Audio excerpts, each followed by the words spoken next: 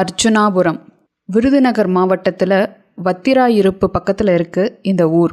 மா, தென்னை, வாழை, பாக்கு, தேக்குன்னு எந்த திசையில் பார்த்தாலும் பசுமை தான். வானம் பொய்க்காத வளமான பூமி. இந்த ஊருக்கு இன்னொரு முக்கிய அடையாளமும் இருக்குது. இதுதான் நல்லதங்காள் பிறந்த ஊர். சில கதைகளை கேட்கும்போது நமக்கு மனசு நெகிழும், சில கதைகளை கேட்கும்போது மனசு கணக்கும். நல்லதங்காள் கதையை கேட்டால் இது ரெண்டுமே நடக்கும். மதுராபுரி நகரத்தில் பிறந்த மன்னன் ராமலிங்க நல்ல மகாராஜா. இவர் அர்ஜுனாபுரத்தை தலைமையிடமாக வச்சு அந்த பகுதியை ஆண்டுட்டு வந்தார். இவரோட மனைவி இந்திராணி. கல்யாணமாகி பல வருடங்கள் கழிச்சு தான் இவங்களுக்கு குழந்தைகள் பிறந்தது. மூத்தவன் நல்லதம்பி, இளையவள் நல்லதங்காள். 2 பேருமே ரொம்ப செல்வ செழிப்போட தான் வளர்ந்து வந்தாங்க. ராமலிங்க மகாராஜாக்கு முதுமை காலமும் நெருங்குச்சு. தான் கண்ணை மூட்டுறதுக்குள்ள மகனுக்கு முடிசூட்டிடணும்னு விருப்பப்பட்டதுனால நல்ல தம்பிக்கு முதல்ல திருமணம் பண்ணி வைக்கணும்னு முடிவு பண்ணாங்க. அதுக்காக குந்தல தேசத்தை ஆட்சி செய்து வந்த கோமகனின் மகள் மூலி அலங்காரிய திருமணம் செய்து வச்சாங்க. மணம் முடித்த 10ஆம் நாள் இந்திராணி இறந்து போறாங்க. மனைவி இறந்த துயரத்தினாலும் மகளுக்கு இன்னும் திருமணம் செய்யலைங்கிற வருத்தத்தாலும் ராமலிங்க மகாராஜாவும் கொஞ்ச நாள்லயே இறந்து போறாரு. தாய் தகப்பன் இல்லைங்கிற குறையே இல்லாம நல்லதங்கால ரொம்ப பாசத்தோட வளர்க்கிறாரு நல்லதம்பி. பல இடங்கள்ல வரன் தேடி கடைசியில மானாமதுரை காசிராஜனுக்கு நல்லதங்காலை நிச்சயம் செய்கிறான் நல்லதம்பி. சித்திரை திங்கள் புதன்கிழமை அர்ஜுனாபுரத்துல நல்லதங்காளுக்கும் காசி மகாராஜனுக்கும் கோலாகலமா திருமணம் நடக்குது. நல்லதம்பி தங்கச்சிக்கு நிறைய சீதனம் கொடுத்து அனுப்புறார். தங்கத்திலும் வைரத்திலும் ஆபரணங்கள், வெள்ளியிலே பூஜை பொருட்கள், வேலி நிறைய வெள்ளாடுகள், பட்டி நிறைய பால் மாடுகள், மோர்கடைய முக்காலி அடுக்கடுக்கான பண்ட பாத்திரங்கள், இப்படி நீண்ட சீர்வரிசையோட 9 பணிப்பெண்களையும் கொடுத்து கலங்கிய கண்களோட வழி அனுப்புறாரு நல்லதம்பி. மேல தாளம் முழங்க ஆடல் பாடலோடு மணமக்களை வரவேற்கிறது மானாமதுரை. அவங்க 2 பேர்த்தோட இல்லற வாழ்க்கை ரொம்ப சந்தோஷமா இருக்கு. 8 ஆண்டுகள்ல 7 பிள்ளைகளை பெத்தெடுக்கிறா நல்லதங்காள். அதில் 4 ஆண் பிள்ளைகள், 3 பெண் பிள்ளைகள். நல்லா போயிட்டு இருந்தவங்க வாழ்க்கையில வந்தது ஒரு பெரிய சோதனை. மண்ணும் பொன்னாகும் மானாமதுரையில பயங்கரமான தண்ணீர் பஞ்சம். விளைச்சல் இல்லை. ஆடு மாடுகள் எல்லாம் இறந்தன. மக்கள் பசியிலேயே மாண்டார்கள். காசிராஜனுக்கு தம் மக்கள் இவ்வளவு கஷ்டப்படுறத பார்த்துட்டு இருக்க முடியல. அவங்க எல்லாருமே அண்டை நாடு போறதுக்கு ஏற்பாடு பண்ணாரு. தம் மாளிகையில இருக்கிற பொண்ணும் பொருளும் கொடுத்து உதவி பண்ணாரு. தினமும் அவர் மக்கள் எல்லாத்துக்கும் உணவு கிடைச்சதுக்கு அப்புறம் தான் தானும் சாப்பிட்டாரு. ஒரு கட்டத்துல தானிய கிடங்குல இருக்கிற எல்லா உணவுகளும் தீர்ந்து போக மந்திரி முதல் கொண்டு நாட்டில் இருக்கிற எல்லாத்தையும் அடுத்த நாட்டுக்கு அனுப்பி வைக்கிறாரு. பிள்ளைகள் எல்லாம் பசியால துடிச்சாங்க. தான் குழந்தைங்க படுற வேதனையை நல்லதங்காளால பார்க்க முடியல. தான் அண்ணன் வீட்டுக்கு போனா குழந்தைகளுக்கு உணவாவது கிடைக்குமே அப்படின்னு யோசிச்சா. தான் விருப்பத்தை காசிராஜன்கிட்டையும் சொன்னான். ஆனா காசிராஜனுக்கு இதுல கொஞ்சம் கூட விருப்பம் இல்லை. நான் இந்த நாட்டுடைய அரசன், நாட்டுக்கு என்ன நிலைமை வந்தாலும் நான் இந்த நாட்டை விட்டு வரக்கூடாது. நீ வேணா குழந்தைகளை கூட்டிட்டு உன் அண்ணன் வீட்டுல போய் கொஞ்ச நாள் இருந்துட்டு வா அப்படின்னு சொல்லி வழி அனுப்பி வைக்கிறான். நல்லதங்காலும் குழந்தைகளுக்கு உணவு கிடைக்கும் அப்படிங்கிற சந்தோஷத்துல அவன் அண்ணன் வீட்டை நோக்கி நடக்க ஆரம்பிக்கிறா. காடு மேடெல்லாம் கடந்து மதுரை வனாந்தரத்துக்குள்ள நுழையிறா. அதுக்கப்புறம் அவளுக்கு போறதுக்கு வழி தெரியல. அங்க இருக்கிற மரத்தடியில இளைப்பாடுறா. பசி பசின்னு கதற தன் குழந்தைகளை பார்த்து நல்லதங்காள் வாய் விட்டு அழறா. இவ இருக்கிற இடத்துக்கு பக்கத்துல ஒரு வேடர் கூட்டம் இளைப்பாறிட்டு இருக்காங்க. ஒரு பெண் அழும் குரல் கேட்டு அந்த இடத்துக்கு வந்து இவளை யாரு என்னன்னு விசாரிக்கிறாங்க. தலைவெறி கோலமா பசியில மெலிஞ்சு போய் யாருனே அடையாளம் தெரியாத அளவுக்கு இருக்கிற நல்லதங்காளை பார்த்து அந்த வேடர் குல தலைவன் வாய்விட்டு அழறான். அது வேற யாரும் இல்ல, நல்லதம்பி. தன் நாட்டு மக்களை துன்புறுத்துற ஒரு புலிய வேட்டையாடுறதுக்காக வந்திருப்பான். நடந்தது எல்லாத்தையும் நல்லதங்காள் அவன் அண்ணன் கிட்ட சொல்றா. சரி, நான் வந்த வேலை முடியறதுக்கு 2 நாள் ஆகும். நீ முதல்ல பிள்ளைகளை கூட்டிட்டு அரண்மனைக்கு கிளம்பு.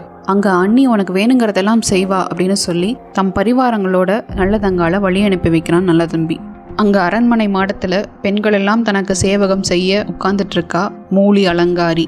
பேரே எவ்வளோ பயங்கரமா இருக்கு இல்லைங்க. குணமும் அப்படித்தான். இவளுடைய தம்பி செந்திலபதி காட்டுல இருந்து அவசரமா வந்து இவகிட்ட விஷயத்த சொல்லிடுறான். இதை கேட்ட உடனே மூலிக்கு பயங்கரமா கோவம் வந்துடுது. ஓ, அவ திரும்பவும் வந்துட்டாளா, இங்க இருக்கிற சொத்தெல்லாம் எடுத்துட்டு போக வந்துட்டாளா அப்படின்னு சொல்லி பணிப்பெண்கள் எல்லாத்தையும் அரண்மனைக்குள்ள போக சொல்றா. சமைச்சிருக்கிற உணவு எல்லாத்தையும் பாதாளத்துல கொண்டு போய் மறைச்சு வைக்கிறா. தானும் போய் ஒரு மூலையில படுத்துக்கிறா. நல்லதங்காள் அரண்மனைக்குள்ள நுழையும் போதே அரண்மனை வாயில் அடைச்சிருக்கிறத பார்த்து அங்க ஏதோ தப்பா இருக்குது அப்படின்னு அவளுக்கு தோணுது. கதவு கிட்ட போனதும் பிள்ளைகள் அழுகுது, காலெல்லாம் கடுக்குது, கதவை திறங்கன்னு கதவை தட்டுறா. ஆனா யாருமே திறக்கல. ஈஸ்வரனே, என் பிள்ளைகள் பசியார கதவு திறவாயோ அப்படின்னு கத்தரா. கதவுகள் தானாக திறந்தன. உள்ள போனவ மூலி படுத்திருக்க இடத்துக்கு போறா. அண்ணி, என் பிள்ளைகள்லாம் பசியில துடிக்குது, ஏதாவது சாப்பிட்றதுக்கு கொடுங்க அப்படின்னு கேட்குறா. உடனே மூலி, நானே ரொம்ப உடம்புக்கு முடியாம படுத்திருக்கேன். காட்டுக்கு வேட்டையாட போனவங்க அண்ணன் நல்லபடியா படைகளோட திரும்பி வரணும்னு இங்க நாங்க எல்லாருமே விரதம் இருக்கிறோம். அதனால அரண்மனையில் எதுவுமே சமைக்கல அப்படின்னு சொல்றா. அதுக்கு நல்லதங்காள், சரி அண்ணி, அண்ணன் வர வரைக்கும் நான் பசிய பொறுத்துக்கிறேன். ஆனா குழந்தைகளுக்காவது ஏதாவது கொடுங்க, கொஞ்சம் அரிசியாவது கொடுங்க, என் குழந்தைகளுக்கு நான் சமைச்சு கொடுத்துக்கிறேன் அப்படின்னு கேட்கிறான். அதுக்கு மூலி, உனக்கு தெரியாது, இந்த நாட்டிலயும் கடுமையான பஞ்சம், விளைச்சலே இல்ல, அரிசிக்கு எங்க போறது, கொஞ்சம் கேழ்வரகு வேணா தரேன், அதை உன் பிள்ளைகளுக்கு கொடு அப்படின்னு சொல்லி தன் பணிப்பெண்களை அவளோட அனுப்பிச்சு வைக்கிறான். கூடவே ஒரு பணிப்பெண் கிட்ட அவளுக்கு பச்சை மட்டையும் ஓட்ட பானையும் கொடு அப்படின்னு சொல்லி அனுப்புறான். நல்லதங்காள் எப்படியோ கஷ்டப்பட்டு அந்த கேழ்வரகெல்லாம் அரைச்சு கஞ்சி காய்ச்சறதுக்காக அடுப்பை பத்த வைக்கிறா. அடுப்பு எரியவே மாட்டேங்குது. அன்னபூர்ணி தாயே, நான் பத்தினிங்கிறது உண்மையா இருந்தா இந்த அடுப்பு எரியணும் அப்படிங்கிறா. அடுப்பு கொழுந்து விட்டு எரியுது. இதை பார்த்துட்டு இருந்த பணிப்பெண் பயந்து போய் மூலிக்கிட்ட எல்லா விஷயத்தையும் சொல்றான். மூலிக்கு பயங்கர கோபம். நல்லதங்கால் இருக்கிற இடத்துக்கு வரா. இந்த அரண்மனையிலிருந்து எடுத்துட்டு போன செல்வங்கள்லாம் பத்தாதுன்னு இப்ப அரண்மனையே கொளுத்த பாக்குறியா அப்படின்னு சொல்லி அந்த கஞ்சி கொதிச்சுட்டு இருந்த பானையை தன் காலால எட்டி உதைக்கிறா. இந்த பானை கீழே விழுந்து கஞ்சி எல்லாம் வழிஞ்சோடுது. பாவம், பசியில் இருந்த குழந்தைகள் தரையில ஓடுற கஞ்சியை வழிச்சு குடிக்கிறாங்க. நல்லதங்காளுக்கு இந்த காட்சியை பார்க்க சகிக்கல. இனியும் இங்கிருந்து அவமானப்படக்கூடாதுன்னு சொல்லி பிள்ளைகளை இழுத்து காட்டுக்குள்ள போறா. பாழும் கிணத்தை தேடி போறா. அண்ணன் வந்து அடையாளம் தெரியணுங்கிறதுக்காக வழியெல்லாம் ஆவாரஞ்செடிகளை உடைச்சு போட்டுக்கிட்டே போறான். ரொம்ப தூரம் போயாச்சு, எந்த கிணறுமே கண்ணுக்கு தட்டுப்படலை. அப்போ அங்கே ஒரு 3 பேர் ஆடு மேய்ச்சிட்டு இருந்தாங்க. அவங்க கிட்ட ரொம்ப தண்ணி தாகமா இருக்கு, பக்கத்தில் எங்காவது கிணறு இருந்தா பார்த்து சொல்லுங்க அப்படிங்கிறா. அதுல ஒருத்தர், அங்க ஒரு கருப்பராயன் கோவில் இருக்கு, அதை தாண்டி போனேன்னா ஒரு கிணறு வரும் அப்படின்னு சொல்றா. அந்த இடத்துக்கு போய் சேர்றதுக்குள்ள பிள்ளைகள் எல்லாம் பசி மயக்கத்திலேயே தூங்கிட்டாங்க. அந்த சமயத்துல அவளுக்கு அழையா விருந்தாளியா எந்த வீட்டுக்கும் போகக்கூடாது அப்படின்னு காசிராஜன் சொன்னது ஞாபகத்துக்கு வருது. அவன் பேச்சை கேட்காம இங்க வந்தது எவ்வளவு பெரிய தவறு அப்படின்னு தன்னை தானே நொந்துக்கிறான். தன் தாலியை கழட்டி கணவன் கண்ணில் படுற மாதிரி கிணத்து மேட்டில் வைக்கிறான். கிணத்த 3 சுத்தி வர்றா. இதுதான் சரியான சமயம், குழந்தைகள் முழிச்சுக்கிட்டா அவங்கள கொல்றதுக்கு மனசு வராதுன்னு சொல்லி தன்னுடைய ஒவ்வொரு பிள்ளைகளா தூக்கி கிணத்துல போடுறான். இந்த சத்தம் கேட்டு முழிச்சுக்கிட்ட மூத்த மகன் தப்பிச்சு ஓட முயற்சி பண்றான். அம்மா, என்னை மட்டுமாவது விட்டு விடு, இந்த வம்சத்து பேர் சொல்ல நானாவது எஞ்சி இருக்கேன் அப்படின்னு கெஞ்சுறான். கடைசியில் அவனையும் பிடிச்சு கிணத்துக்குள்ள தள்ளிட்டு தானும் அதுக்குள்ள குதிக்கிறான். நல்லதங்காலும் 7 பிள்ளைகளும் இறந்து மிதந்தார்கள்.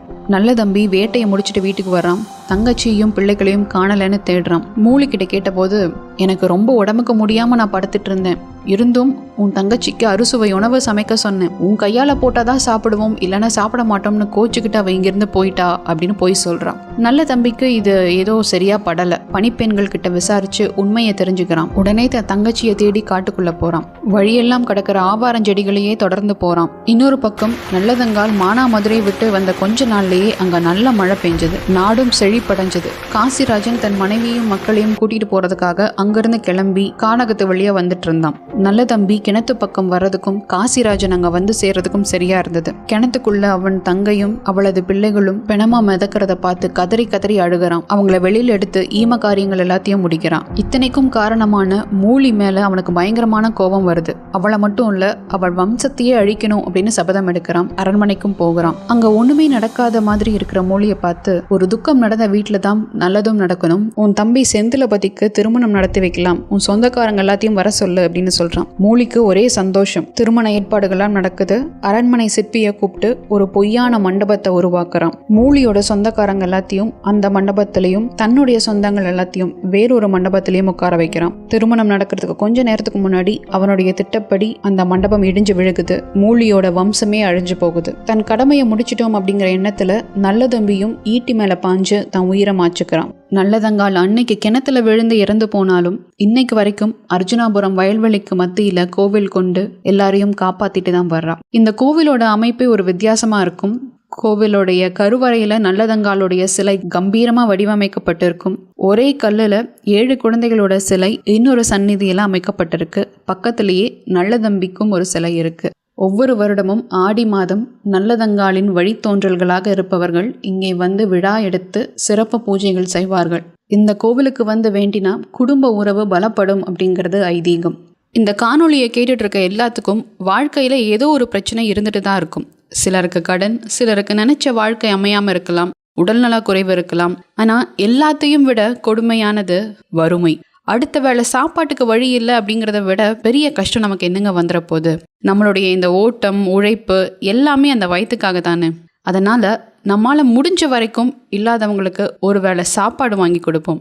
நான் ஒன்றும் உங்களை தினமும் போய் தான தர்மம் பண்ண சொல்லலை, ஆயிரமாக கொட்டி கொடுக்க சொல்லலை. பசியில் இருக்கவனுக்கு ஒருவேளை சாப்பாடு கிடைக்கும் போது கைகள் கூப்பி அவங்க கண்களில் தெரியும் பாருங்க ஒரு உணர்வு. அதில் உங்களுக்கு கிடைக்கிற மனநிறைவு நீங்கள் வாழ்க்கையில் என்ன சாதிச்சாலும் கிடைக்காது. பெறுவதில் விட கொடுப்பதிலேயே மகிழ்ச்சி. அந்த மகிழ்ச்சி உங்கள் அனைவருக்கும் கிடைக்க வேண்டும் என்று வேண்டி விடைபெறுகிறேன். நன்றி.